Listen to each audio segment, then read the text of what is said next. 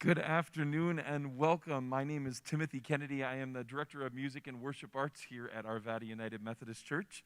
And we welcome all of you who are here in person as well as all of you who are joining us on our live stream.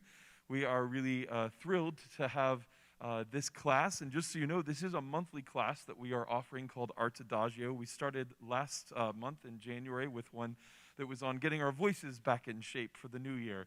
And then this month we have Mark. And then you can go on our website to see all of the other wonderful topics. We have one of our staff who's going to do a presentation on movie music, leitmotifs in movie music. If you don't know what that is, then you should come to the class and find out. And a bunch of other classes that I'm very excited about. And we're already scheduling our classes for the fall of 2022 as well. So we're really excited that you joined us here today. And I am grateful to a good friend of mine, Mark Zwilling. I know some of you have met Mark before, but he has been a wonderful friend ever since I started here at the church, and has been a wonderful resource as someone who has a couple more years of experience in the church music world. We met each other at a conference in Indiana and said, wait, I'm from Colorado too, and got to know each other. And especially in this pandemic, I don't know how I would have survived without getting to call Mark and complain about, all of the fun things it is to do music in a pandemic. So I want to just tell you a little bit about Mark's experience. Mark is the Director of Music and Arts for the St. Andrew United Methodist Church in Highlands Ranch. If you haven't been down there, it's a beautiful church, and Mark has programs all the time that are both programs that his choir and orchestras do, but also he brings in a lot of groups, and they have a wonderful concert series as well, so you can check out their website for more information. He is starting his 22nd year in ministry at St. Andrews, and he holds 4 degrees in music, including an organ performance degree from DePaul University in Chicago. Mark is an active teacher and recently retired from being the artistic director of the Denver Women's Chorus. He has played many organ recitals, including the dedication of new instruments, which, if you know anything about the organ world, to be invited to dedicate a new instrument is a really big deal. Because, first of all, to have a new instrument is a very expensive endeavor for any church or organization, but to get invited to help dedicate that organ is a really important thing. So we are grateful to have you here, Mark. Hopefully you see, because of our live stream, we're also able to offer screens that have the same view that they'll be seeing in our live stream. So right now you're seeing the back of my head, which is wonderful. But Drew, our AV person, has done a great job of giving us different views. So during the performance and presentation, you'll be able to actually see his feet and some of the pieces and parts of the organ. Part of that was because we didn't want to invite all of you to come and sit really close to the organ, because Mark is going to be unmasked so that he can be seen, his mouth can be seen a little bit better. So that way we can be distanced and still enjoy the view of the organ. So I hope you will give him a warm AUMC welcome.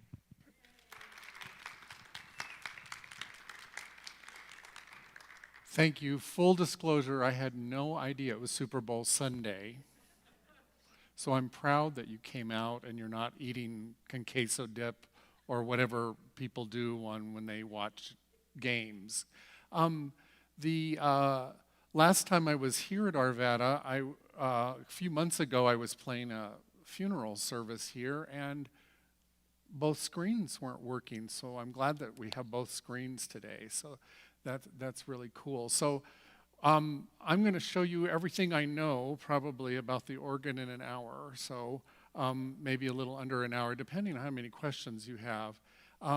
So the organ is considered the king of instruments. As my mother would say, that's because they play so loud. But really the organ is an extremely versatile instrument. And we're going to just learn a little bit more about it, so there's no mystique about it. And the interesting thing about the organ, and people ask me this, they said, do you find the organ harder to play or the piano? And I think the piano is harder to play. Now, I have a piano degree too, but I think the piano has a lot more nuance, and the organ is a little bit more straightforward, and the pedals are very automatic. So people think, oh my goodness, how can they even play with their feet and all that? The pedals are very, very automatic once you get used to them. Some people would argue that's easier said than done. But so I'm going to talk a little bit, play a little bit, and then definitely have lots of little segments of questions, because organists tend to talk in organ speak. So we like throw out words, and we know what they mean, and you should all know what they mean. So I might throw out a word or something like, I have no idea what you're talking about. So no question is as they would say, too stupid to say. So I have to remember that this is being saved online, and I can't say my real inappropriate jokes. And Reverend McCormick is glad about that, because so I just wanted to talk to you a little bit about the pedals and the keyboards. So the piano has 88 keys. The organ has 61 note keyboards. So there's 61, and there's 3 of them on this organ, and then the pedal board has 32 notes. So some organs have 4 keyboards, 5 keyboards, 2 keyboards, and even some have 1 keyboard and no pedals. So the organ is very unique to usually the building you're in.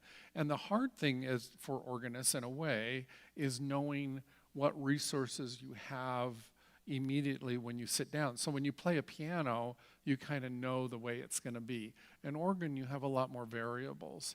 The other thing about the organ is you have stops. And so the stops make the various sounds. And there are these little white buttons on the side here. So when you pull a stop, and that's a flute stop.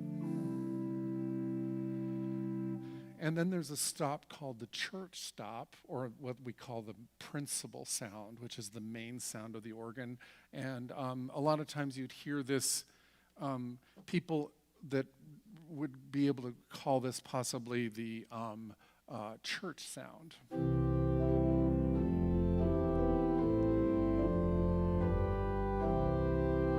So that's what they call the principal. By the way, organists very many times judge the organ that they're playing, the individual instrument, by how good that principal sound is. And then you have various other sounds. So you have what they call and a lot of you will know this instrument, the oboe sound.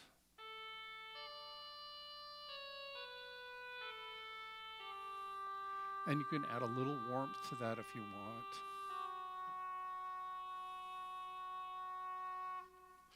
And you could shade it a little bit.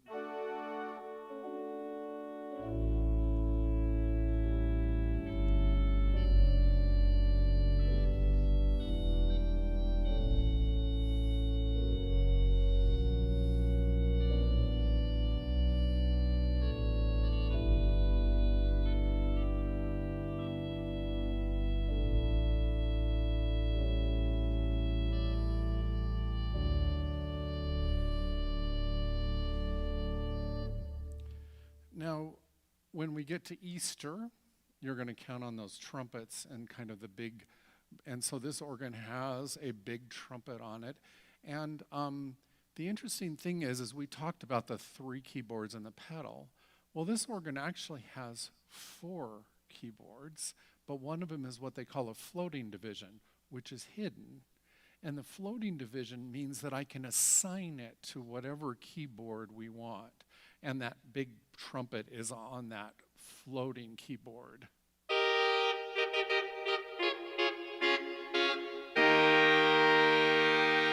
So that's one of the floating sounds. And you'll get to hear that a lot probably around Easter. And so you might hear that also for a wedding. And so I have to find out what keyboard, okay.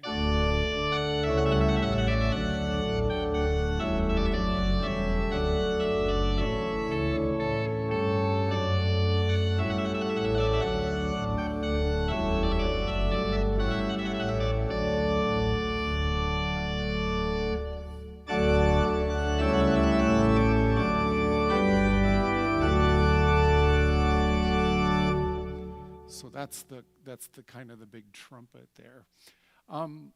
Another thing that you probably are watching me do, I just love, I don't normally, technology and I have a complicated relationship. And by complicated, I mean most of the time it's a disaster. But I am so thrilled that, especially for the organ, that you're getting to see things that you wouldn't normally get to see. But organists count very much on what they call pistons. And so the pistons are the various sounds that have been set up, and so they're presets. And so when you push a piston, it changes the organ sound. For instance, I begin like a woman that was named Joyce Jones, a very famous concert organist. And she said, whenever I go into a new organ, I begin soft and then gradually build the organ from there. Drew, or am I doing anything wrong? Okay.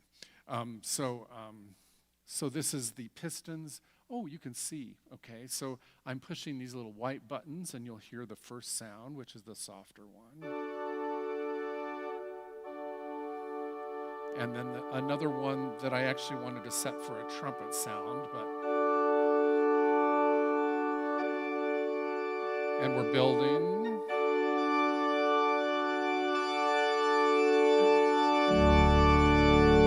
So when your organist on Sunday morning is playing maybe for the choir or a soloist, they're using one of those, probably a smaller number piston, and then for congregational singing, it's bigger.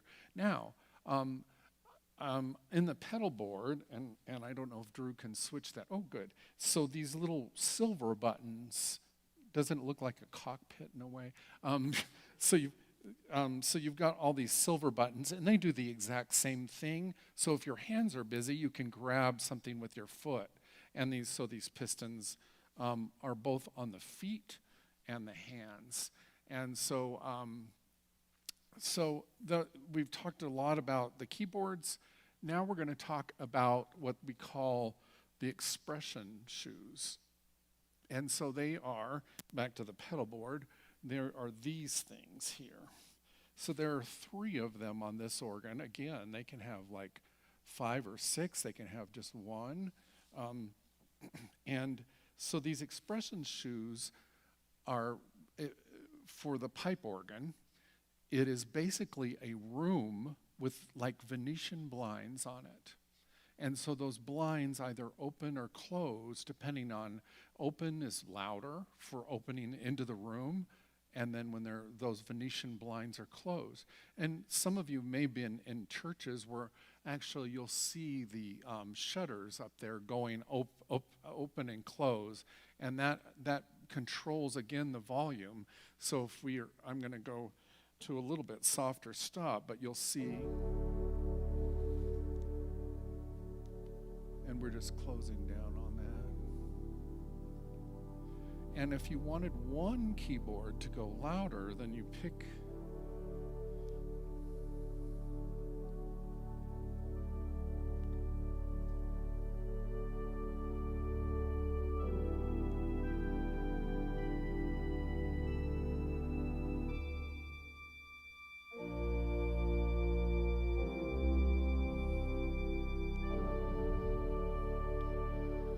So again, that expression is going to be very important for accompanying and for singing, playing for soloists, because the organ tends to overpower because it's a powerful instrument. Some organs have no expression, and so that means that there's no pipes that are in a room, and they're just out in the open. So you have to control the sound by the variety of the stops or the ranks. So let's talk a moment about the ranks.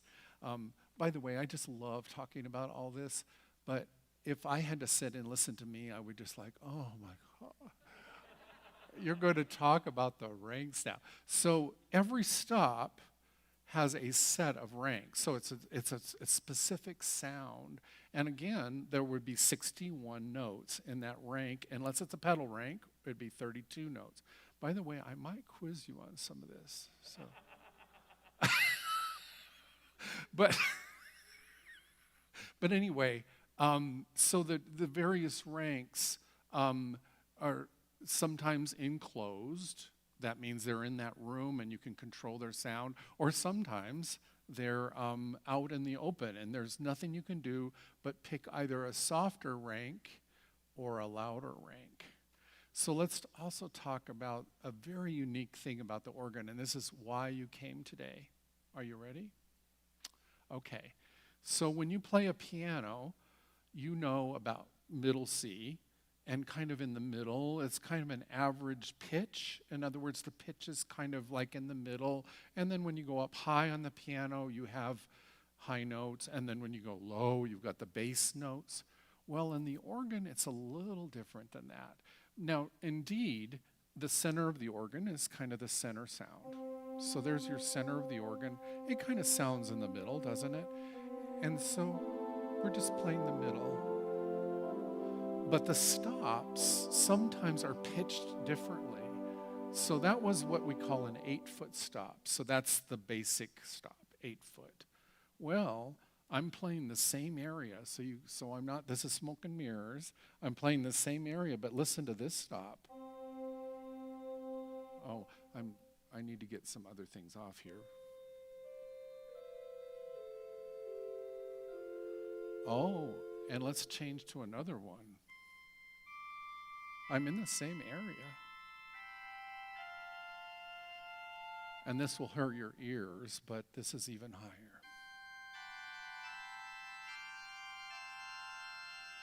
So I'm in the exact same area, but the pitches offered are both higher and higher and higher. So if you're building what they call an ensemble, which Tim does with his choir, so here's your basic pitch, and then you're going to add some higher singers, and even higher. And even higher.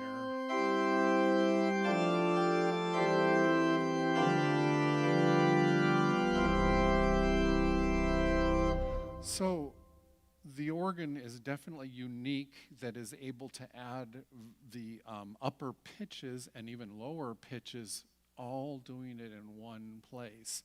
It's another reason that the keyboard is not as big as a piano, is because everything can be done in just the general area. And so we also have what we call mutation pitches. That means that they're both fifths and fourths. And so, in other words, they sound a little odd. So here again is that foundation pitch. And here's what they call a mutation stop. And you can do two note mutations. And it's kind of fun for Baroque music, and so it has this kind of sound.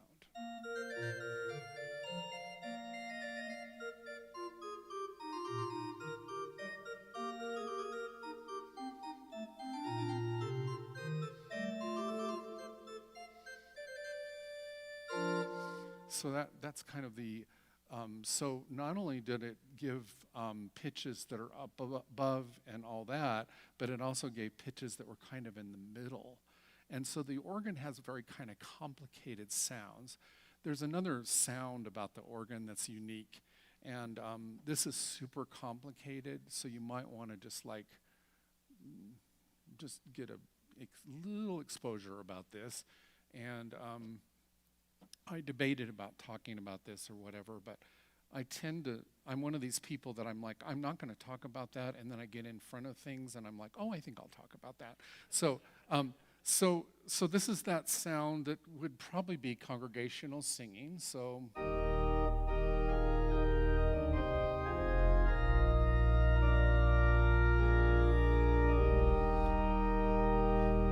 and this is actually very, very hard on people that have hearing-assisted devices. But it's what we call a mixture. And it kind of gives this sparkle on the organ at the very, very top. But it's very high pitches, and there's lots of them. So listen to without the mixture. And here's with the mixture.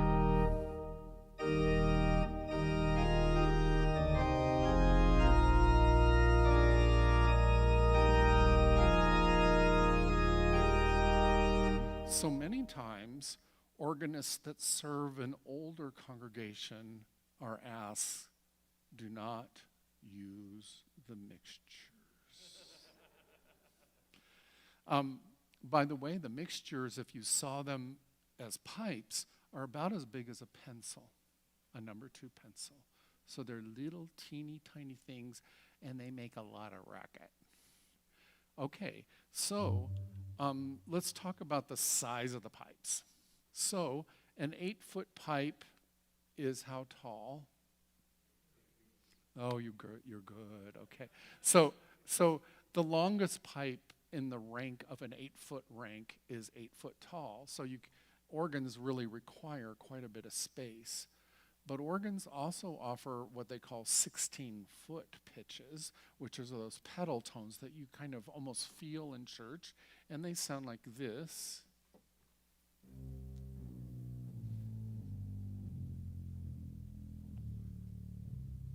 And that's the 16-foot pitch. This organ offers, and they're rare when this organ is digitally producing the sound, but if you had a lot of money, and you were building a pipe organ, some pipe organs and symphonic pipe organs usually offer a 32-foot.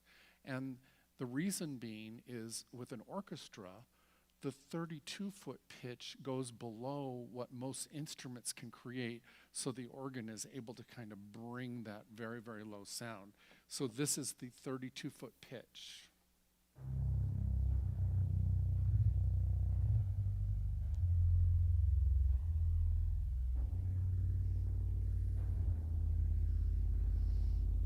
Some of you might have not been able to hear that low or whatever. So that definitely is kind of the used judiciously. So rarely do us organists get to use a 32-foot. But a lot of times, if you were doing a big thing, and if you were doing, let's do the end of that doxology there.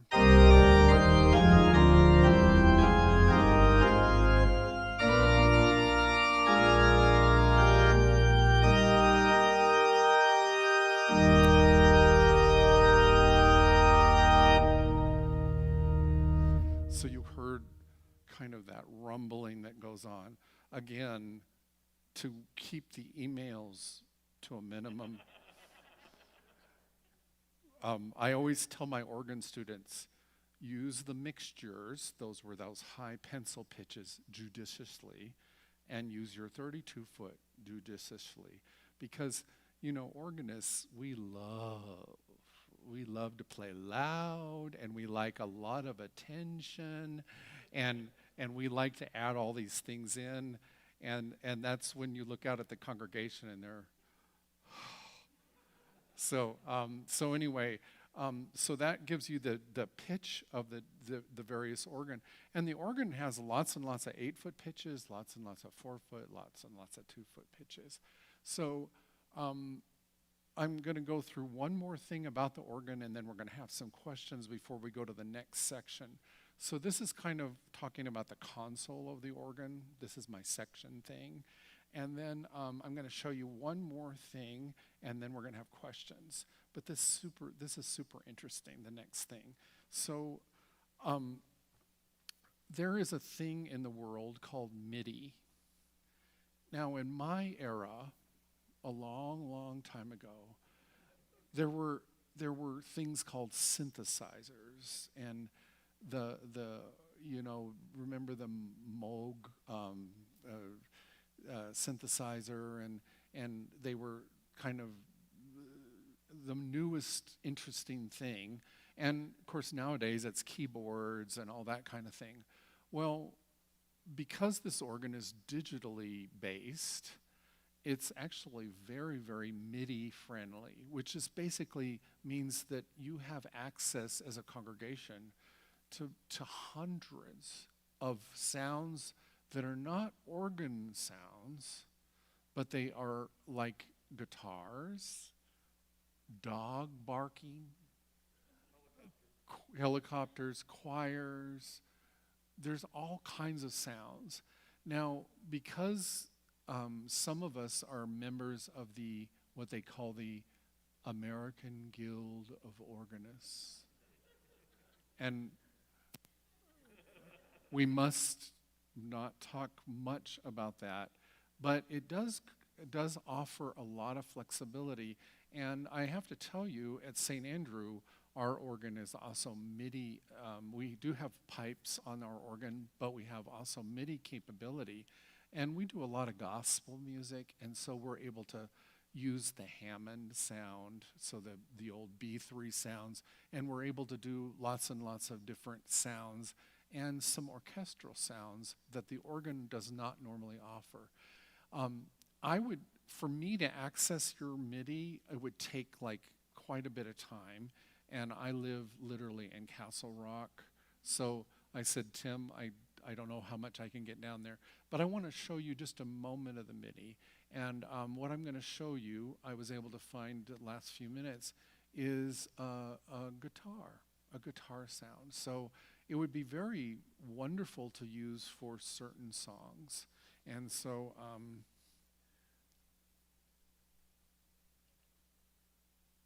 I hope I found it. So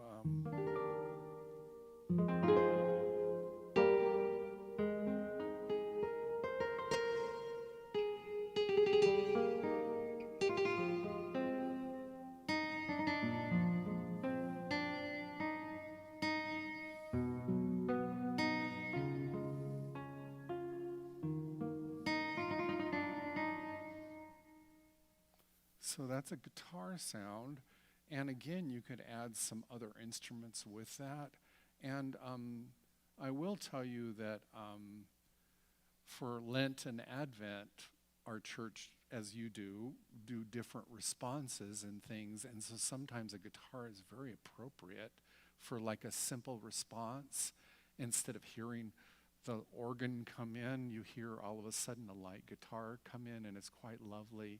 And as I tell my organ students, make sure that you play within the range of the instrument that you're grabbing for MIDI.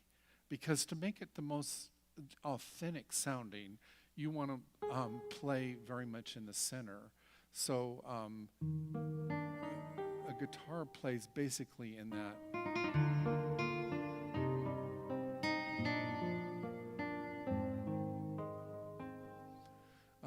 And so you want to kind of make sure, like if you're playing a clarinet, you want to again play the notes that are the most sweet spots in the clarinet.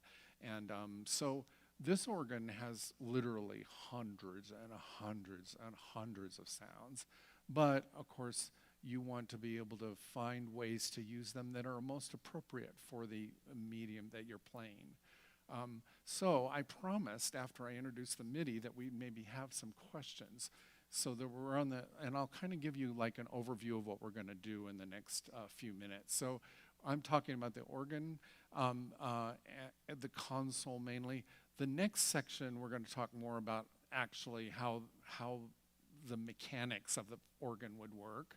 And then I'm going to talk a little bit more, I'm going to play some things in my third section. And then I want to show you about some different styles of organ and how the organ can actually do lots and lots of different styles, including jazz. And then a little bit how organ is actually used best in church. But anyway, those are kind of the sections. So we're kind of on the console part. Do we have any console questions? Yes?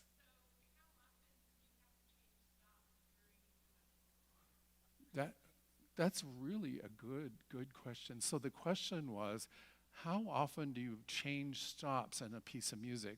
Well, of course, it's going to a little bit depend on the piece of music. But the cool thing about what you ask, and I'm so glad you kind of triggered something that I wanted to talk about. Why does the organ have different manuals? In other words, different keyboards. And the reason being is it also gives you fast access to different sounds. So I'm going to play a little bit of a Bach piece, and I think I'm going to show you how this does, and I'll also show you some changing of the sounds too. And so this will give you a little bit of idea on that. So.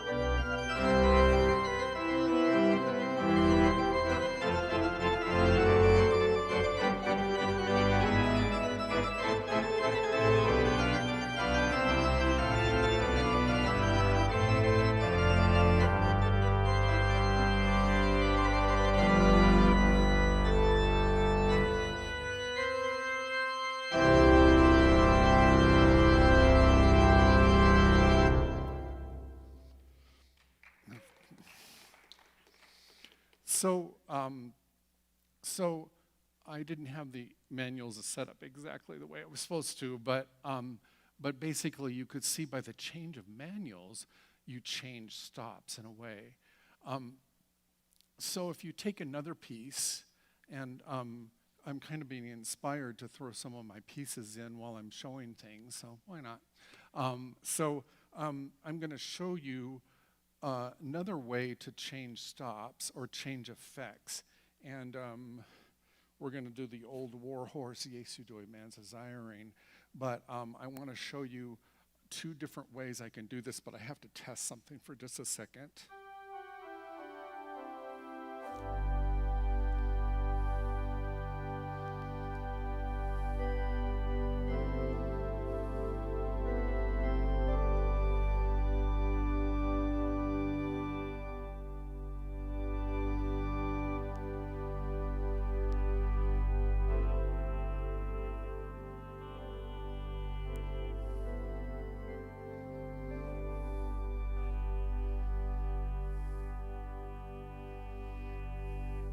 Okay, let's give it a go here.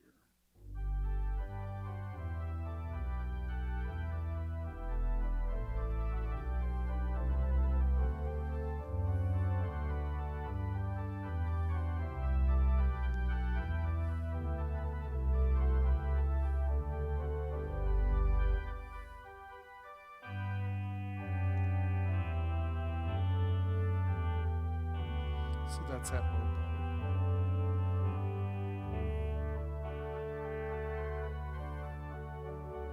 And a new sound.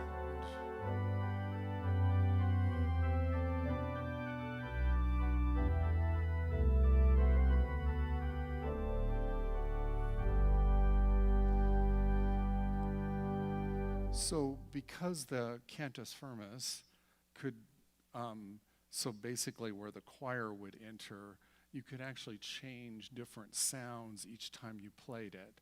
So sometimes when I play Jesu doi man's desiring, every time that melody comes in, I do a different sound. And and so just for variety, because I think people kind of know the piece, but they don't always get to hear the melody in different ways. So that was a great question that led to a bunch of stuff. So any other questions about, yes?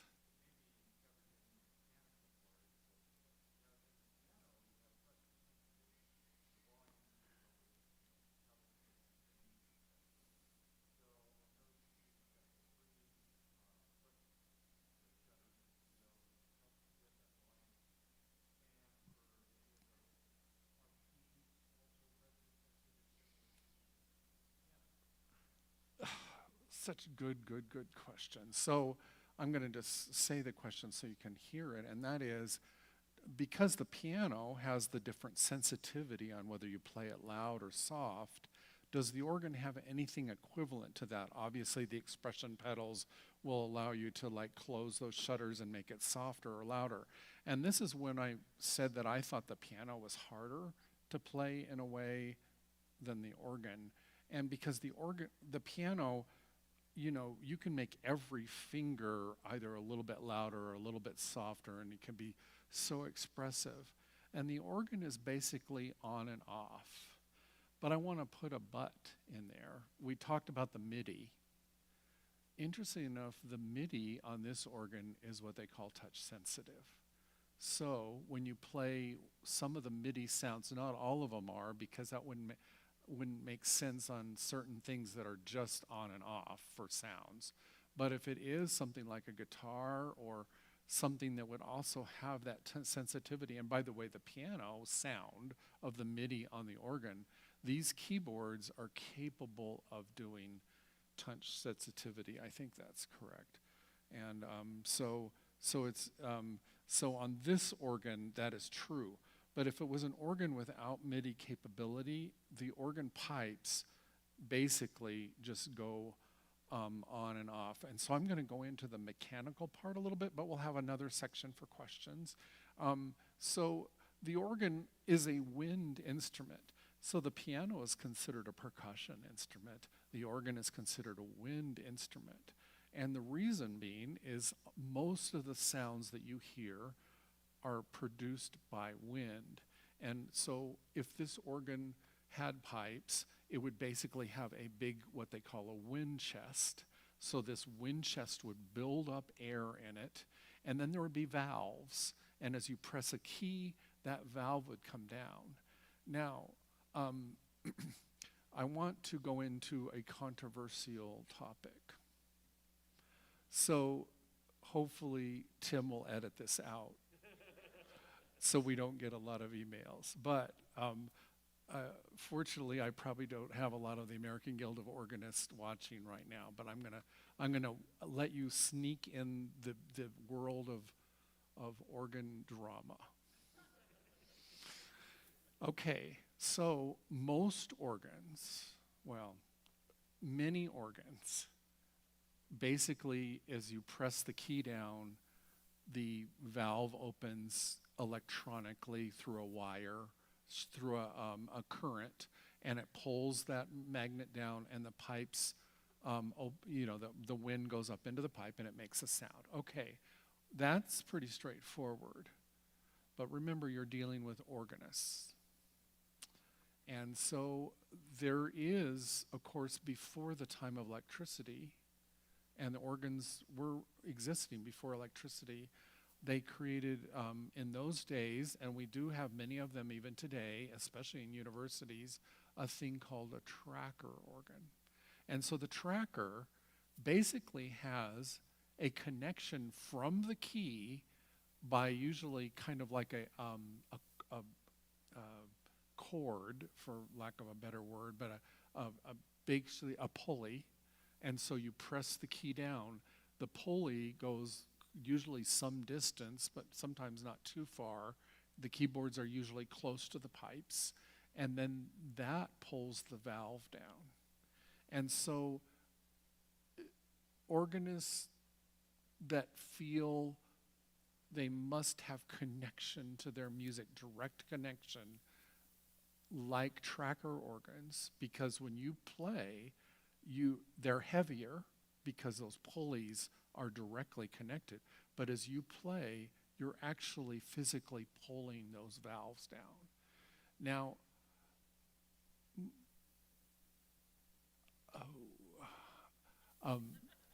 I feel I would love to have a variety of stops and a movable console, partly because I think the church work that I work so hard in, having the console, having lots of flexibility to move around, and then also being able to use lots and lots of stops and lots of MIDI and sounds and all that, that is less capable in a tracker organ, because the tracker the console basically has to be almost under the pipes. And there are exceptions where they have consoles out, but there's still pulleys, huge systems that pull the pipes down. And so, full disclosure, Reverend Sharon wasn't at St. Andrew when we did this exactly, but when we built a new building for St. Andrew, the organ committee was established before I came, and they really felt that a tracker organ might be wonderful for organ students and to allow the organist to have that touch and feel the pipes. And I felt that having the console flexibility and having the electronic valves was a better suiting for our music program overall. But when you play a good tracker organ, especially in academia, it's an amazing experience because you really do feel the vibrations and all that.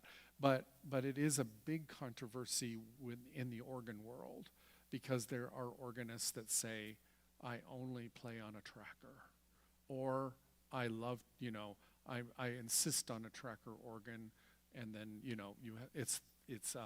it can be quite a lively conversation. So that's the mechanical talk of how the organ works. This organ is electronic or digital, and so obviously the valves are, if there were pipes, they would be controlled more by that wire connection. But before we get too judgmental about a digital organ, I just want to show you kind of an amazing thing about the organ. And so this is a flute pipe of this digital organ, and I just want you to listen to it.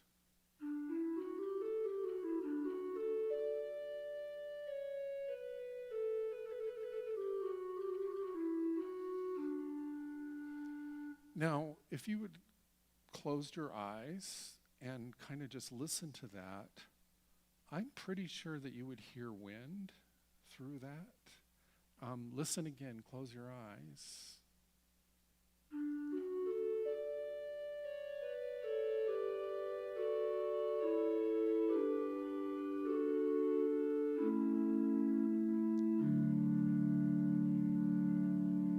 So if you didn't know this was a digital organ, they're doing amazing things. In other words, they even have unsteady wind pressure.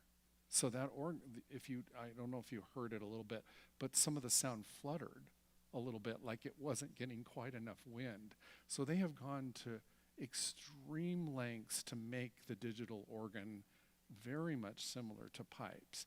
Now, there's something magical, and I should probably not use the word magical, but there's something about the actual air moving in the room with a pipe organ, and it's hard to explain. There's just something about the vibrations and all the pipes that do create a little bit more of like maybe a stereophonic type sound. So I think it's still a wonderful thing. A pipe organ's a wonderful thing. But from my era of early digital organs or even electronic organs many, many years ago, I think they've come a long, long way. In fact, I couldn't do a workshop like this on an old organ, maybe from the 70s or even 60s, because it would be so foreign sounding from pipes. You would like say this doesn't make sense. So anyway, that kind of answers the mechanical question. So let's talk a moment about the pipes, if they were here. So pipes are made of lead and zinc because they need that vibration, and they're very delicate.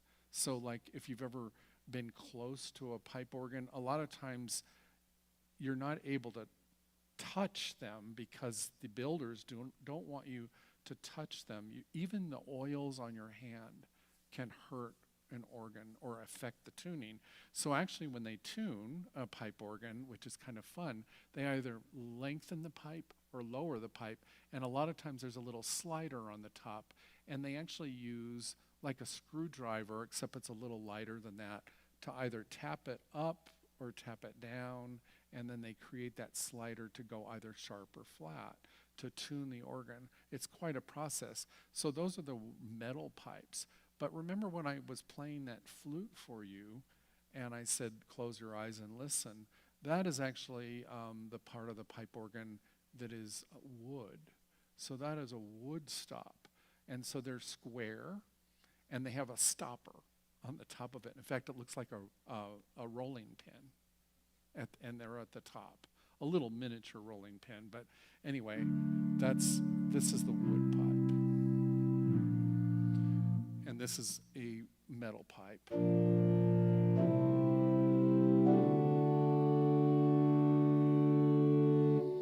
And most of the reed sounds, the oboe and things like that, they're normally the metal pipe. Most pipes are metal, but there are several wood pipes. That 32-foot that I played, that really, really low pipe, that one on this organ is what they call an open wood hue wood pipe. So that is a wood pipe there. And I'm going to ask for questions now because we covered a lot of things. Yes? Yes. So on a reed pipe, there is a reed that vibrates. It's actually creates, if it gets dust, and also other weather-related things, there's always a lot of sensitivity about the reeds.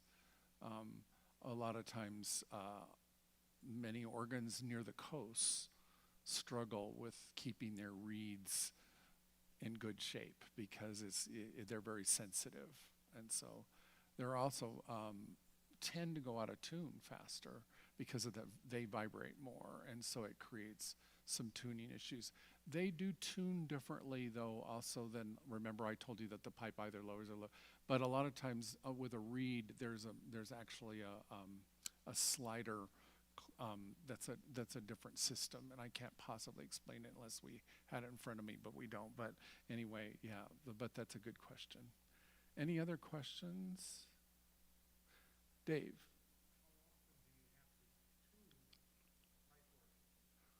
So that's a really good question. So pipe organ tunings are usually, depending on the size of the organ, can be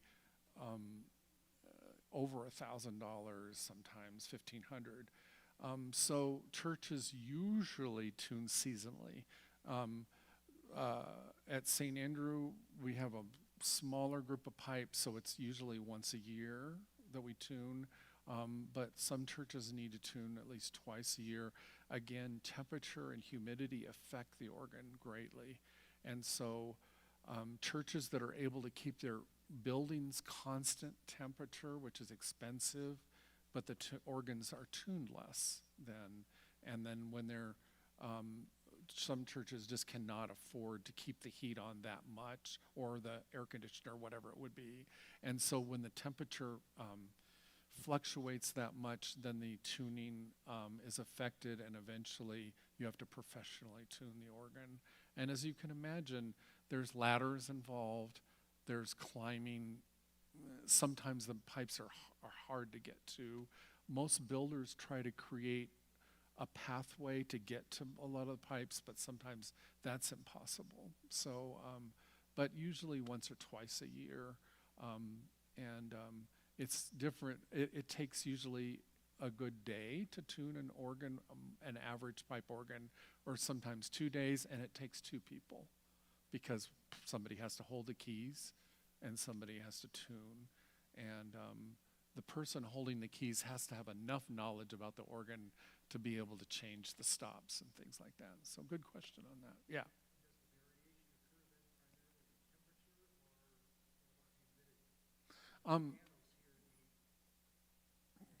That's a good question. So does the temperature affect organs or humidity? I would say both, but I think my guess is that temperature is probably the most affecting the organ. Yes.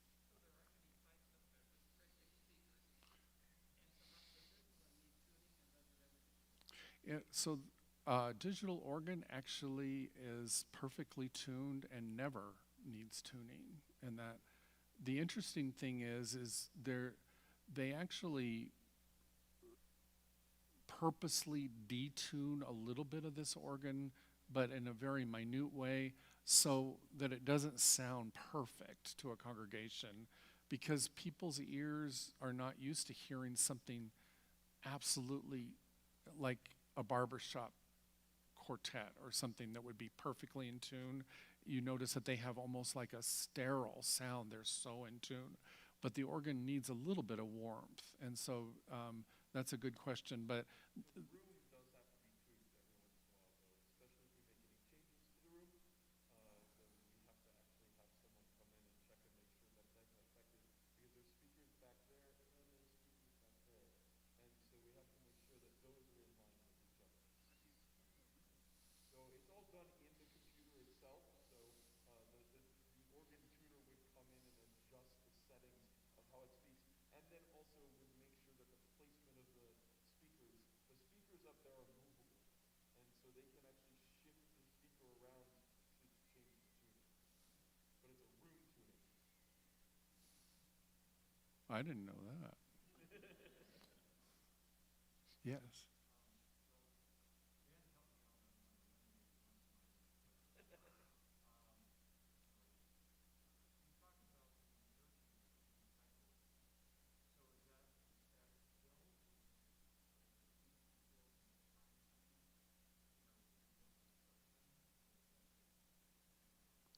I think you're asking, how fast does those wind chests fill up or what?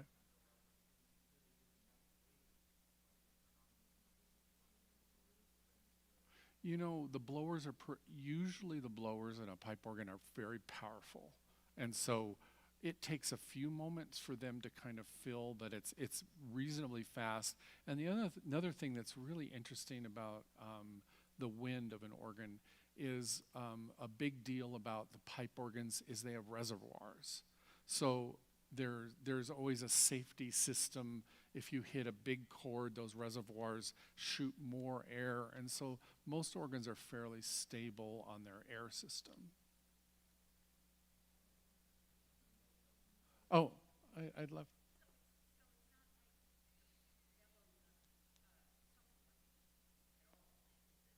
Well, so the question is it like bellows on a pump organ? That's not actually a bad analogy, other than, as you know, with the pump organ, you have to go back and forth and back and forth and back and forth. That now is, of course, created by a wind generator in our contemporary organs, but it is the same type of system. And so, obviously before the machines, there were actually organ boys that would usually, sorry, it was boys, I'm pretty sure, but they would be back there, and can you just imagine? They were like, given probably a little bit of a meal or something, but imagine if, Bach or somebody wanted, I need another hour on the organ. That creates a lot of work for the kids, but the organ now does have bellows and the reservoirs and the wind systems are quite nice nowadays. But the organ, even though obviously we have modern technology with generators and all that, the organ design is not much different than it was even hundreds of years ago, other than there's some now modern amenities. Good question, though.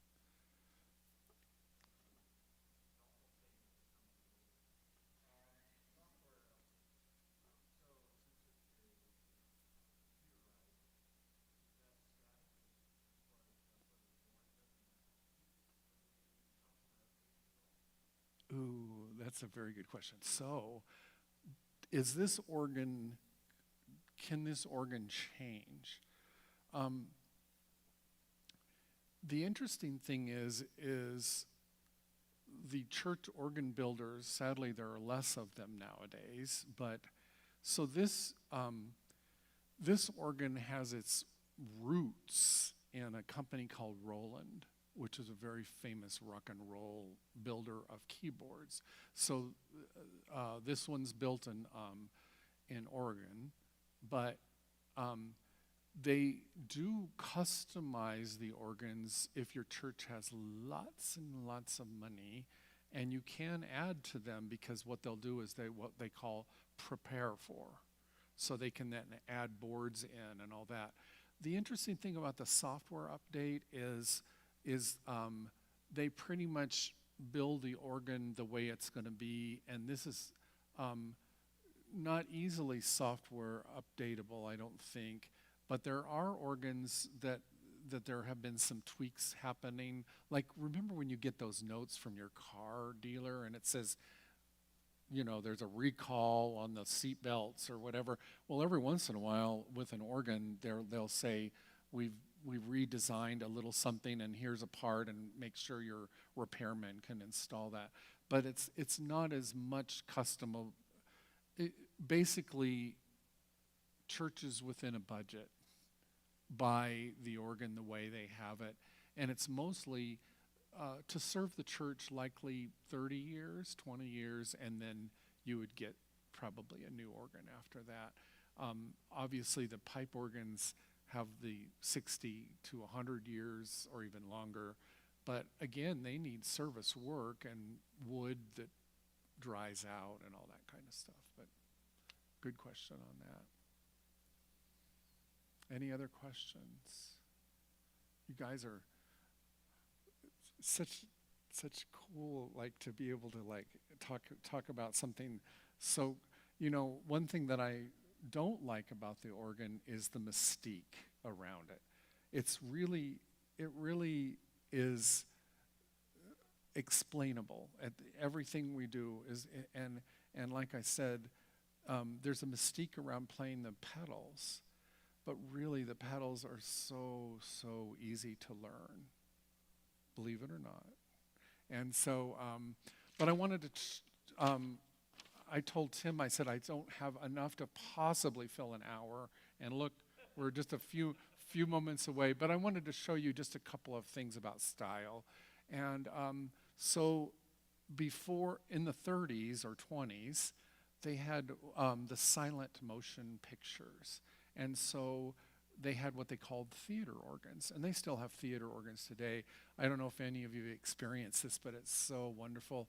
There's a place in Arizona called Organ Stop Pizza, and there's this big pipe organ, and they play all these tunes, and there's puppets and lights and everything. It's everything an organist would want, with lots of drama and spectacle. But that particular sound is on your organ. So it's this.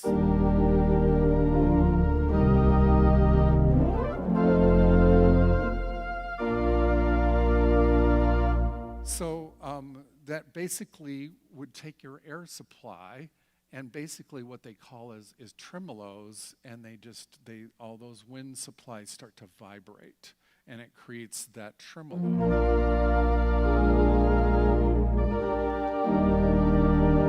So that you do have a theater organ. I think if I think Dan is your organist here, so if Dan put on the tremolos, it might be his last Sunday here.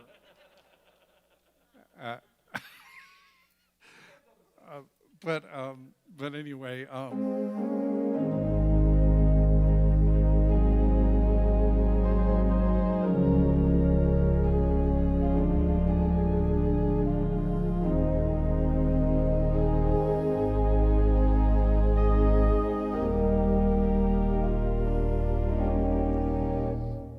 Gives you a little bit of an idea of that theater style there, and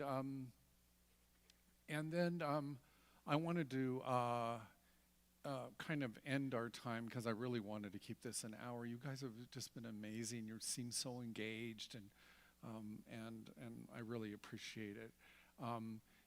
But I wanted to talk to you a little bit about leading congregational singing and just the use of organ in the church. And so obviously for hymn playing, the organ is super important. And so I thought maybe I'd just do a little bit of hymn stuff for you and let you hear that, and kind of let the digital stuff blow the pipes out a little bit. So here's a little bit of.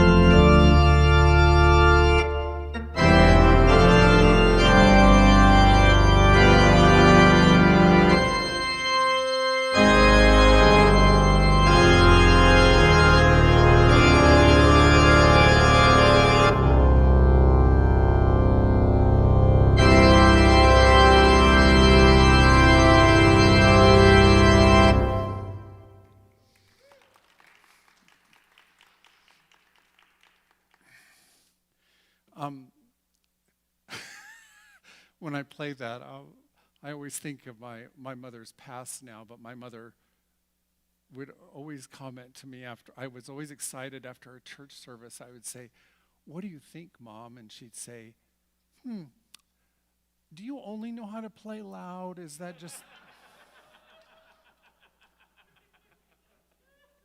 So maybe I should end on something quiet in my mother's memory. But before I do my final thing, is there any last questions or Ben?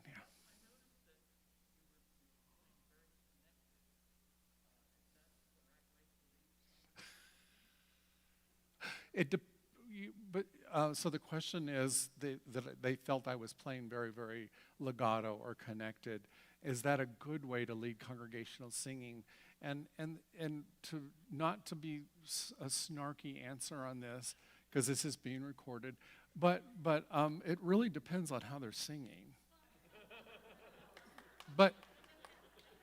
And really, organists will become more and more detached if people are not like hearing the rhythm or hearing the beat.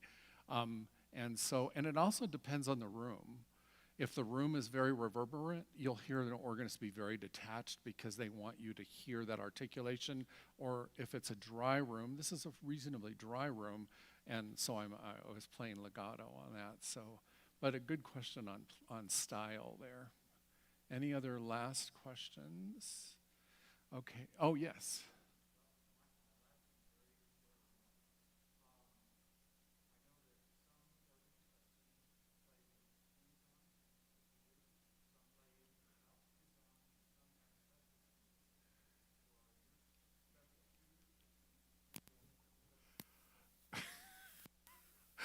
Oh boy, organ drama again. So he asked whether you play barefooted or maybe shoes or special organ shoes. As I tell my organ students, I prefer them to have special shoes that actually are like, that have leather on the bottom, and they're called, oddly enough, they're called organ master shoes. They could be dance shoes too. The shoes I'm wearing are dress shoes, and there's a lot of school of thoughts about that. A lot of people do not necessarily feel that special. Am I running out of juice, Drew? Oh, I was afraid Drew's like Stop talking.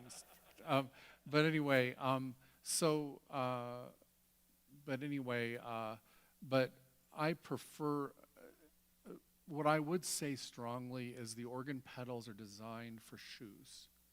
They're not designed for bare feet. And when you play bare feet, and I think he could probably get the pedals a little bit, but and the thing is you're going to want to be able to go, and you want to slide.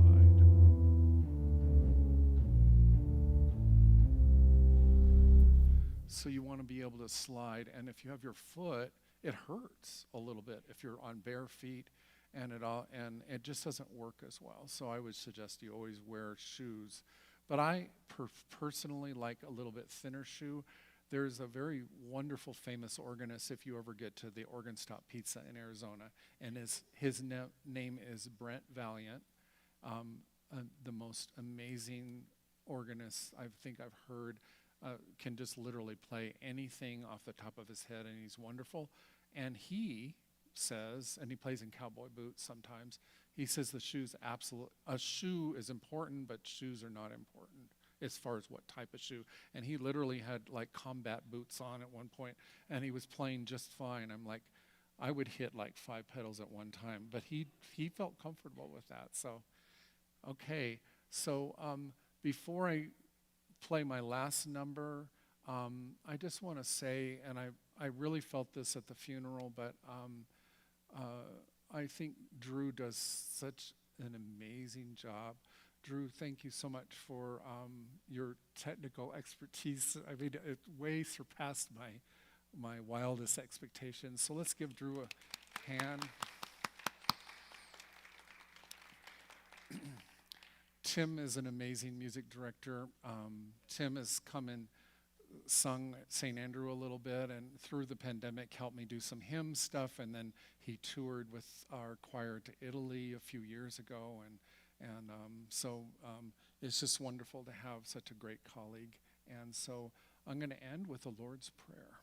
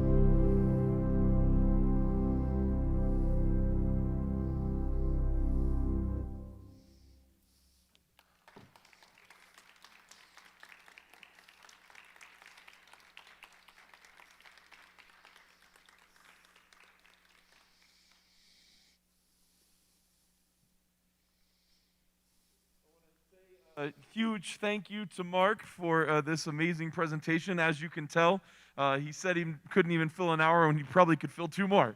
But we're so grateful, and I am very... Oh, sorry. I'm out of the camera. I got to go over here. Can you see me now? All right. But I'm so grateful for you taking your time out to come and teach us a little bit about it. Just so everybody knows a little bit about this instrument, I was not here when it was purchased. It was purchased about 3 to 4 years before I came to AUMC. But people are so passionate about the organ here at this church that this instrument, which cost about $600,000, was raised. The money was raised in 3 months at this congregation. There were a lot of passionate people about having this instrument. I don't know what we had before, but this is definitely a huge growth from what we had before. But anyway, so we are a congregation that loves music and loves this instrument, and so we're grateful to learn a little bit more about it so that we can appreciate when Dan plays for us every Sunday, and when we have guests, that we can appreciate all of the work that they do to make music happen on this beautiful instrument. Thank you, Mark. Thanks.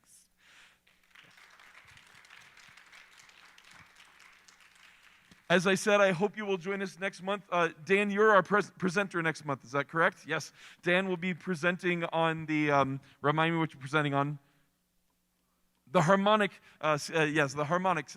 And so if you were here when Dan played the alpine horn for us a few weeks ago, that instrument is totally based on that.